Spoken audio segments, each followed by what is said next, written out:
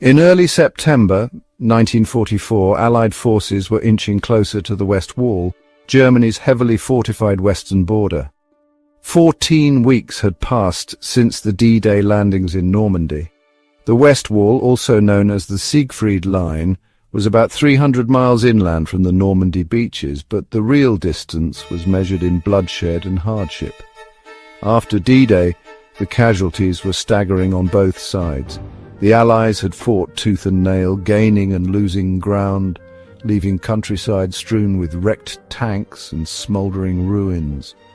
German forces fleeing from the Battle of Normandy were chased all the way to their fortified border, but as the Germans reached the West Wall, they transformed from a panicked force into staunch defenders, sheltered within concrete and steel fortresses they deemed unbreakable.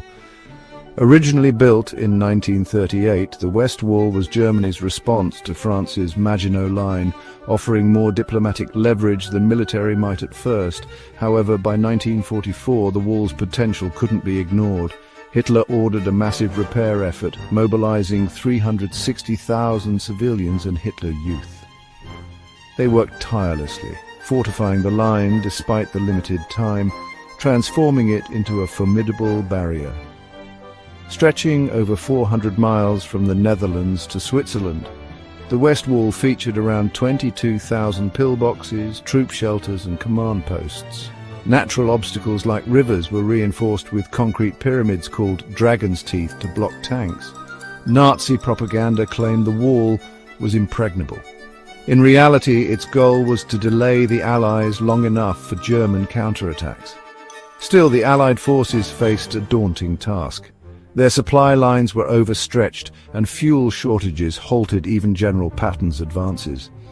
In September, a major push began. The Allies assaulted the West Wall head-on, but the terrain, dense forests and relentless German defences turned it into a nightmare. The Americans, unaccustomed to such heavy fortifications, struggled through the hills and valleys. One of the first significant breaches came on October 21, 1944, when the U.S. First Army captured Aachen, the first German city to fall. Despite heavy losses on both sides, the fall of Aachen was a symbolic victory, but the battle for the West Wall was far from over. The Hürtgen forest became a battleground, with the dense woodland offering perfect cover for German defences. The fighting was brutal and the casualties high, turning a planned quick victory into a prolonged struggle. By December, the Allies had made some progress but were halted by the unexpected Ardennes offensive, a last-ditch German counterattack. Though the offensive initially caught the Allies off guard, it ultimately failed.